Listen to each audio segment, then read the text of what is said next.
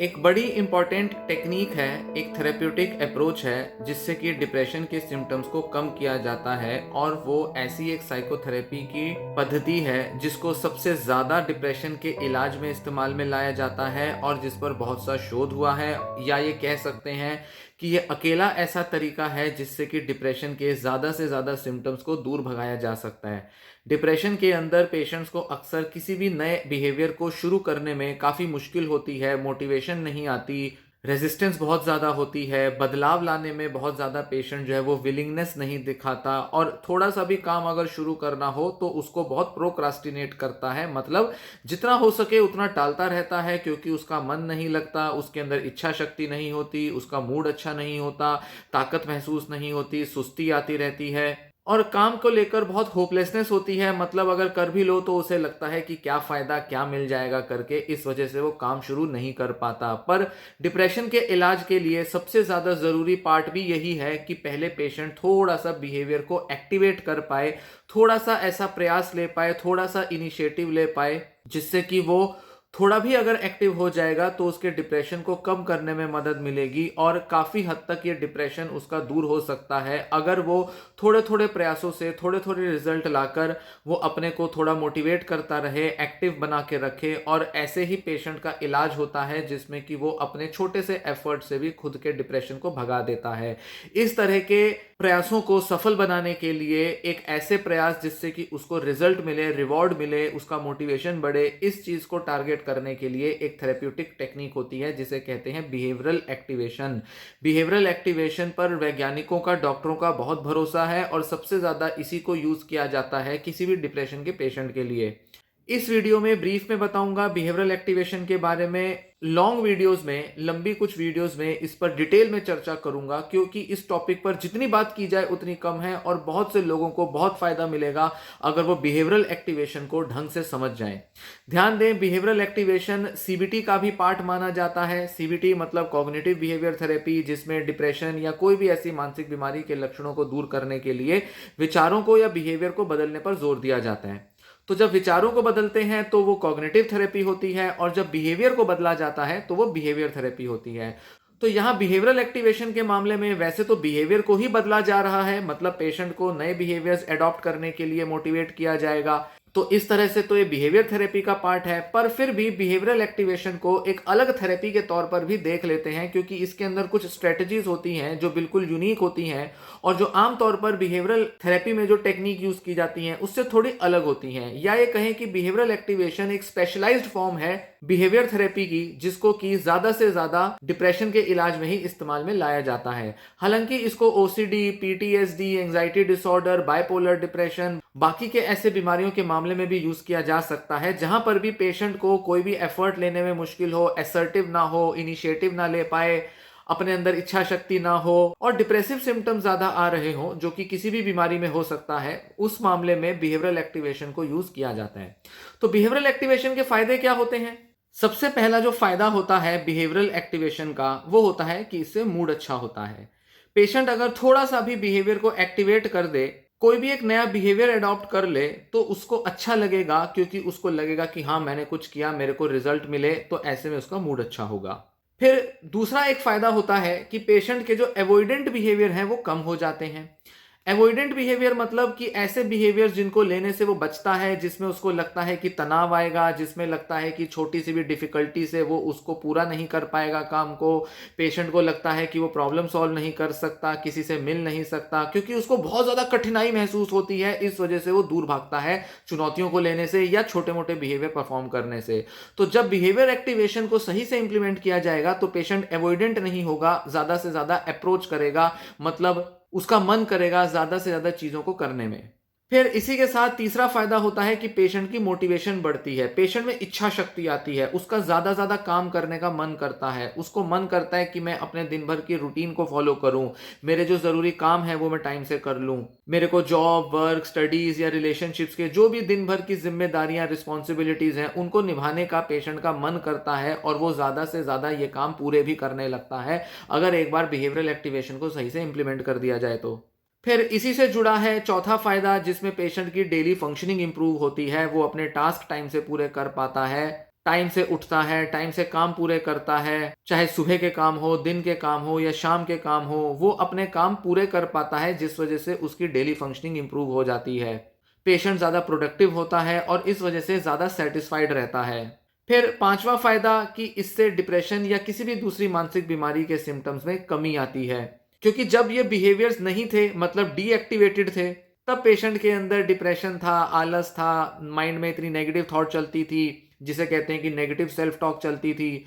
तो पेशेंट बहुत ही हताश रहता था, सुस्त रहता था, चिड़चिड़ा रहता था, सोता रहता था। पर जब पेशेंट को बिहेवियरल एक्टिवेशन फॉलो करना आ जाता है, तो उसके डिप्रेशन के सिम्टम्स कम होते हैं, उसके अंदर होप्स आ जाती हैं, वो अपने को हेल्पलेस महसूस नहीं करता, उसको लगता है मैं किसी लायक हूँ, उसको लगता है कि हाँ मेरे अंदर काम को करने की क्षमता है, मेरे अंदर अभी भी एबिलिटीज़ हैं। पेशेंट का कॉन्फिडेंस बढ़ जाता है, नेगेटिव सेल्फ टॉक कम हो जाती है, क्योंकि जब काम पूरे होंगे तो पेशेंट अपने बारे में पॉजिटिव सोचेगा।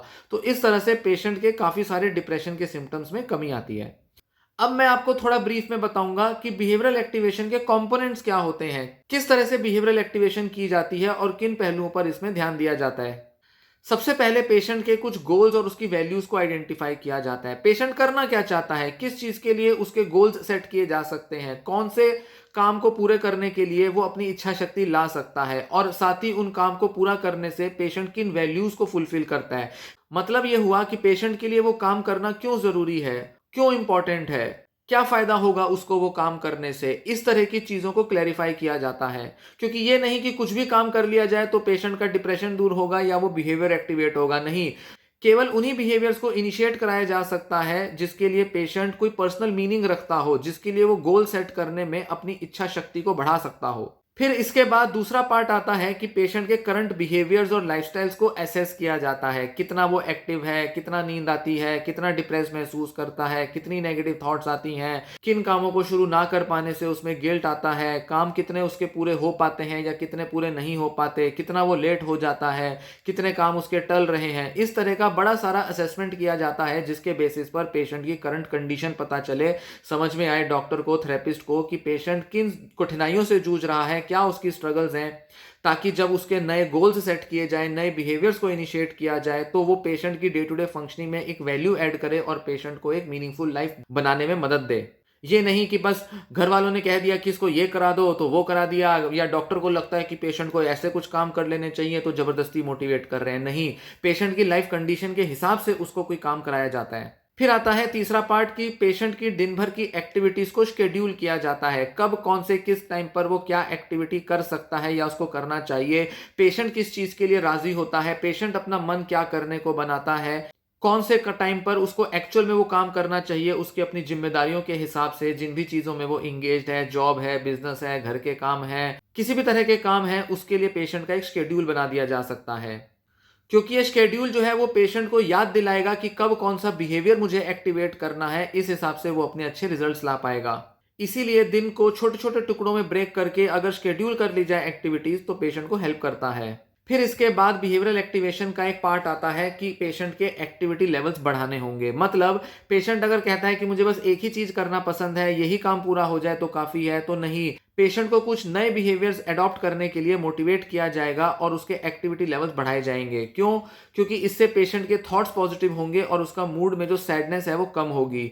जब एक्टिविटी लेवल्स बढ़ते हैं, जब दिन के अलग अलग टाइम पर पेशेंट थोड़ा थोड़ा ही सही पर कुछ एक्टिविटीज में इन्वॉल्व होता है, तो पेशेंट के मूड में चेंज आता है और पेशेंट की थॉट्स भी बहुत पॉजिटिव होती हैं। पेशेंट जो है वो अपने को प्रोडक्टिव पाता है। और अगर इस तरह से एक्टिविटी लेवल्स को एक बार ट्रिगर कर दिया जाए, मतलब उसकी एक आदत बना दी जाए, तो पेशेंट उनको डेली फॉलो करके एक बेहतर लाइफ बना सकता है, जिससे कि वो डिप्रेशन से बाहर आ सकता है। फिर इंपॉर्टेंट पार्ट होता है कि पेशेंट के अप्रोच बिहेवियर्स को एंकरेज किया जाए। जैसे पहले बताया था, कुछ अवॉइडेंट बिहेवियर होते हैं जो कि डिप्रेशन के पेशेंट शो करते हैं, तो इन अवॉइडेंस बिहेवियर को दूर करना, इसके लिए जरूरी होगा कि पेशेंट के कुछ अप्रोच बिहेवियर इनिशिएट किए जाएं।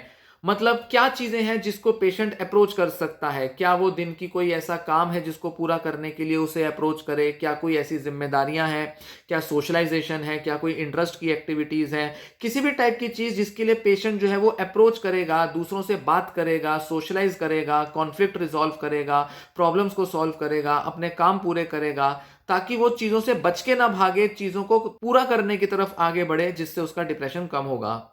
फिर इंपॉर्टेंट पार्ट आता है कि प्रेजेंट मोमेंट पे फोकस दिलाना है पेशेंट का। पेशेंट अपने पास्ट में अटका रहता है, पुरानी बातों को याद करता रहता है, कल मैं क्या नहीं कर पाया, परसों क्या नहीं कर पाया, पिछले हफ्ते मेरे हाथ क्या फेलियर लगे। पेशेंट उसी पर रूमिनेट करता रहता है, मतलब बार बार ओवरथिंक करता है। तो पेशेंट को प्रेजेंट मोमेंट में लाना है, मतलब आज अभी आप क्या कर सकते हो, क्या चीज करके आपको जोश आएगा, कौन सी एक्टिविटी करके या किस तरह से सोच के आपका मोटिवेशन बढ़ेगा, इंटरेस्ट बढ़ेगा और आपको एक प्रोडक्टिविटी हासिल होगी जिससे कि मूड अच्छा होगा। उस पर पेशेंट का फोकस दिलाना जरूरी है, जो कि आज उसके लिए इंपॉर्टेंट हो सकता है। उसी को करने से पेशेंट के अंदर एक चेंज आएगा और ये वो चेंज होगा जो कि हेल्दी होगा, पॉजिटिव होगा।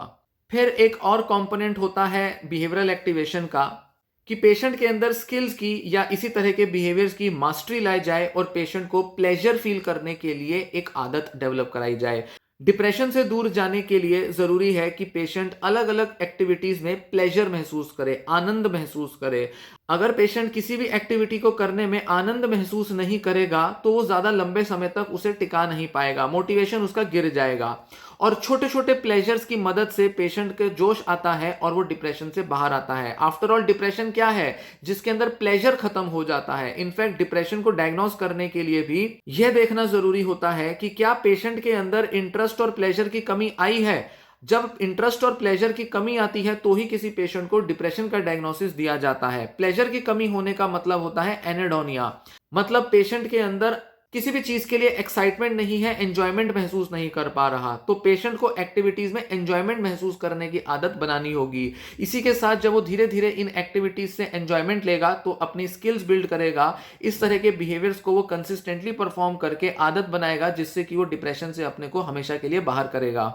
और इस तरह की आदतों पर, इस तरह की स्किल्स पर और इस तरह के बिहेवियर्स पर पेशेंट मास्टरी हासिल करे तो ही ज्यादा बेहतर है, क्योंकि वो इस तरह से लंबे समय तक डिप्रेशन से बाहर रह पाएगा। नहीं तो अगर थोड़ा बहुत किसी एक्टिविटी को किया, थोड़ा बहुत प्लेजर आया, उसके बाद उसने उस काम को छोड़ दिया, मास्टरी नहीं आई, तो ऐसे में पेशेंट का डिप्रेशन लौट आएगा या उसका डिप्रेशन बहुत ज्यादा दूर जाएगा ही नहीं। इसलिए लंबी रिकवरी के लिए जरूरी होगा कि मास्टरी आए उसके इन बिहेवियर्स पर जिसको उसने एक्टिवेट किया है, और साथ ही पेशेंट को प्लेजर महसूस होता रहे। तो ये रहे वो कंपोनेंट जिसको कि बिहेवियर एक्टिवेशन में फॉलो किया जाता है। ये सारे कंपोनेंट्स को पेशेंट के हिसाब से एनालाइज करके अप्लाई किया जाता है, जिससे कि पेशेंट डिप्रेशन से बाहर आ पाए।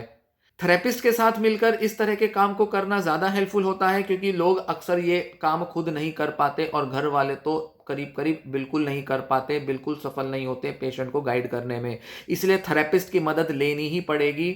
हाँ, किसी किसी पेशेंट के लिए अगर किसी एक दो कंपोनेंट पर काम करने से ही काम बन जाता है तो बहुत अच्छा है। अदरवाइज अगर ये सारे कंपोनेंट्स पर काम करना जरूरी है तो इसके लिए थेरेपिस्ट से मिलना पड़ेगा ही। तो इस वीडियो में थोड़ा ब्रीफ में डिस्कशन की, आगे की किसी वीडियो में डिटेल में आपसे चर्चा करूंगा कि बिहेवियरल एक्टिवेशन क्या होती है, कैसे की जाती है और किन बातों का ध्यान रखना जरूरी है, कौन सी ऐसी स्ट्रगल्स होती हैं पेशेंट्स की और किस तरह से बिहेवियरल एक्टिवेशन को आसान बनाया जा सकता है और इसके सिद्धांत क्या होते हैं और टेक्निक्स क्या होती हैं। तो बिहेवियरल एक्टिवेशन की इंपॉर्टेंस को समझें और इसकी मदद से अपने डिप्रेशन को दूर भगाएं।